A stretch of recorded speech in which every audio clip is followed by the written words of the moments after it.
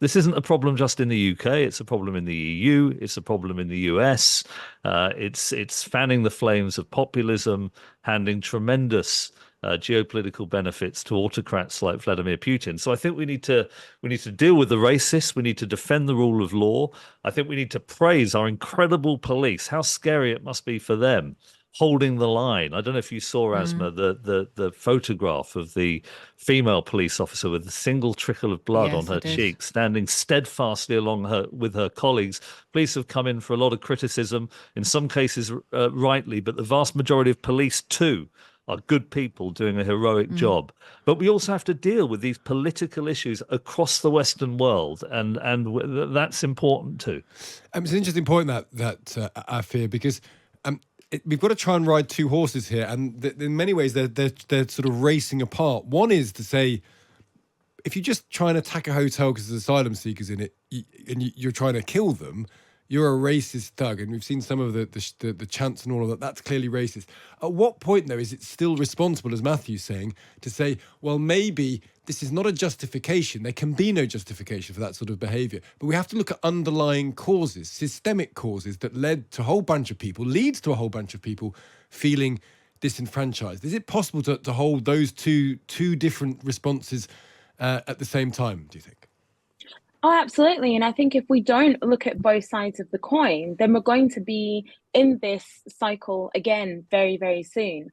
Because no, there's no justification for smashing up a hotel that's housing asylum seekers and using those disgusting chants. But how did people get to that point? That's what we need to figure out. We need to figure out, first of all, why people would, because there's two different groups of people. There's the people that genuinely, are right-wing thugs who believe in the rhetoric of the EDL, etc. And why have they gone down that road? It's because, yes, there's distrust in politics. I agree with you on that. And there's distrust in what the government have been telling us about migration, legal and otherwise. And also because we've been getting, as a country, as a nation, poorer and poorer since 2008. And that has been disguised as, growth in the financial and housing markets. But actually, in real terms, we've been getting poorer and poorer. And rather than the problem being fixed, it gets disguised. And then when people wake up and realize that actually things are worse for all of us, they blame the weakest in society. And that is asylum seekers and migrants. So we need to deal with that side of it, that people have been lied to and people are getting poorer and poorer. People feel disenfranchised. Absolutely. But when you feel disenfranchised, why is it that people choose to blame the weakest in society rather than looking at the people at the top of society who are holding most of the money? So I think we absolutely have a responsibility to look at both sides of this. We have to look at why people will go down that road in the first place, but there's no justification for it. But until we deal with the problems, then we are going to keep being in this position. Matthew, we've seen this story before, as Afia has implied. We saw it with when Donald Trump was elected in America. You see it in France, a distinction between the kind of provinces and the capital city. A couple of people have used the phrase to us on text this morning, we're run by university-educated people. And that's been used as a term of dispraise, an idea that the media elite, the liberal elite, are a bunch of book-reading university people who have no common sense, no sense of the real world, and there are places left behind. There's a distinction between the people who run the country and the people who live in the country. And you saw that in America, you saw it in France, and you see it here. Are you asking if I agree with this? I mean, I do think that there's historically, I've written a chapter of a book on this, insufficient diversity in political decision makers in the post-war, a lot of the post-war period, but particularly in the last 30 or 40 years. And what I mean by diversity there is diversity of social class. In order to make wise political judgments, you need to have people who have experienced lots of different social and economic backgrounds. If everybody who are making decisions come from a very elite, let's say, for example, aristocratic class, I think it's intuitive that they're not going to make judgments that are going to do good work for people who live in different kinds of communities.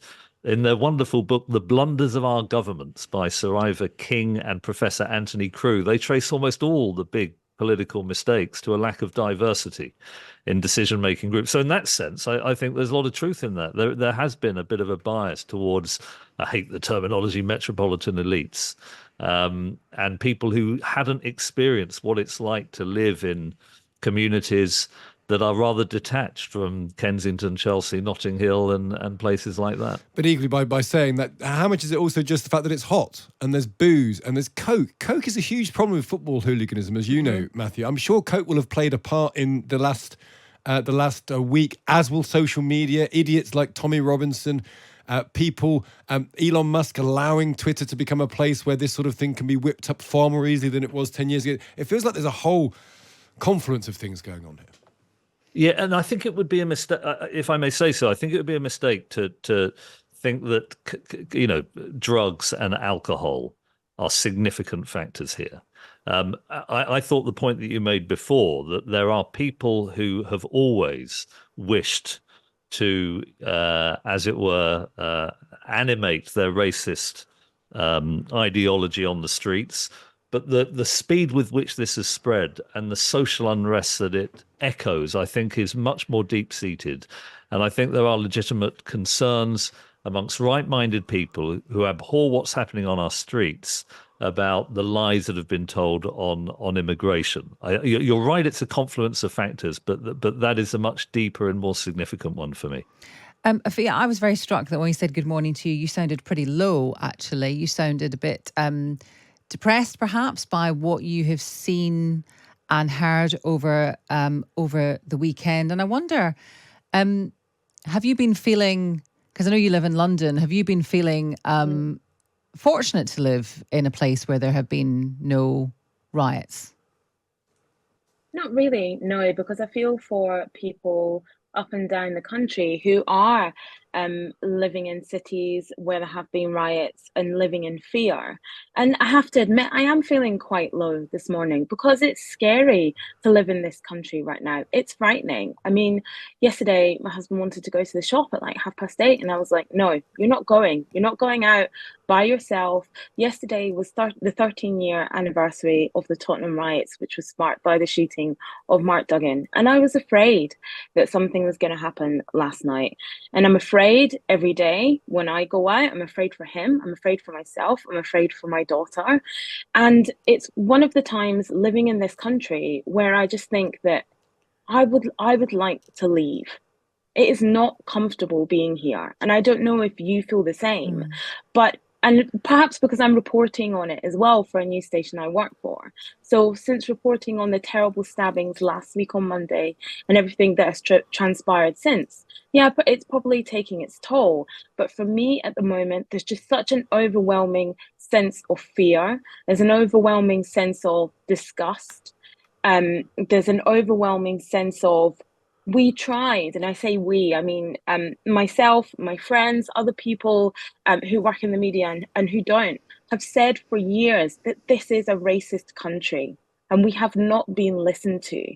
And to see, people being called the P word on the street, to see black men being attacked by white thugs for no reason, for them to be chanting, stop the boats, we want our country back, for the Conservative government for 14 years to fuel the division and hatred, and for us to be where we are now is scary and it's depressing. No, I understand that, but I mean, I think I would. So, I definitely have just been more aware of the fact that that I stand out when I wouldn't have done that for 20 years. But I would challenge you when you say that. I think what you're saying there is that you believe it's a racist country. I would say that there are racist elements within the country, but I don't think I would say that the UK is a racist country, because that means, what does that mean? The majority of people are, everyone is? And I think I probably would have agreed with you, certainly up until last week. And I think to myself, let's get back to what happened on Monday, when these 3 young girls were stabbed to death at a dance class.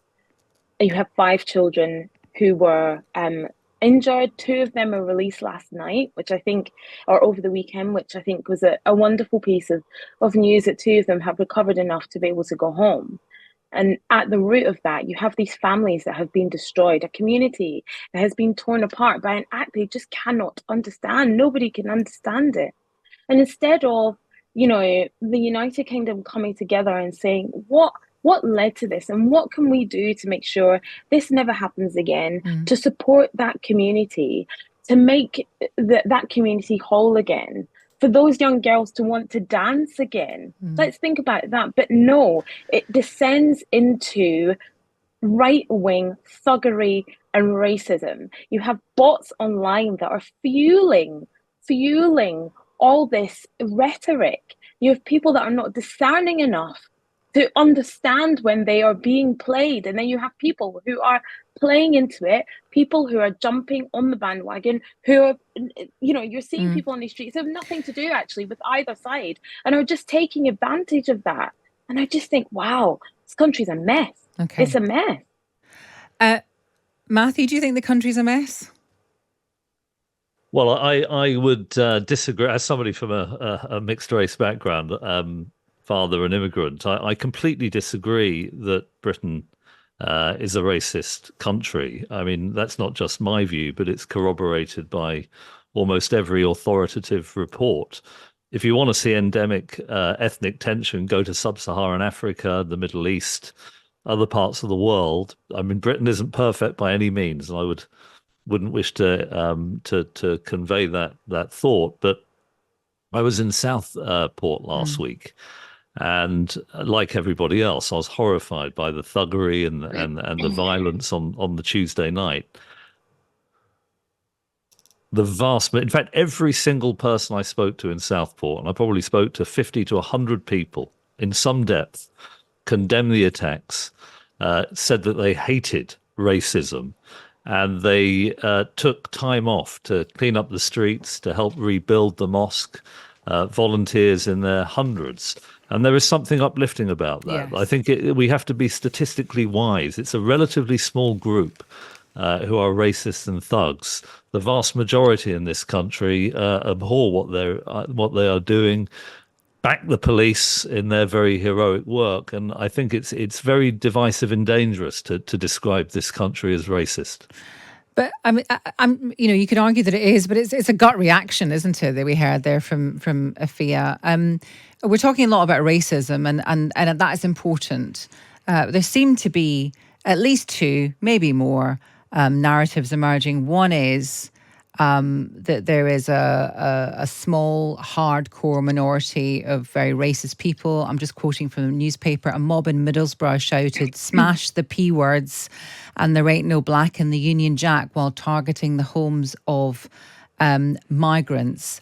So there's that part of it, that some people have racist views and they come to the surface when this kind of stuff happens. And then there is the other one, Matthew, of course, which you will be aware of as well, which is people who feel disenfranchised, they feel overlooked, they feel their lives have not improved economically, whatever it might be, and they look for an explanation for that, and rightly or wrongly, they focus on, immigration, legal and illegal. Well, I hear the distinction you're making. I think there are, as I say, I think the riots have been inspired by racist thugs who should be put in jail as soon as possible. However, I think it is also true that politicians have lied about immigration since 1997, but particularly since 2010, promising immigration in the tens of thousands when they knew that would be breached. After 2019, it went up to historic highs that haven't been seen in 1,000 years. That has created a level of distrust in politics, which can't be ignored. Trust in politics also is at a historic low. And dealing with legal immigration, which has been too fast and too high, according to extensive polling of most people in this country, people who are not racist at all, but recognize the long-term fiscal liabilities we are throwing in the direction of the next generation, but also a complete failure to stop the boats and to deal with illegal immigration.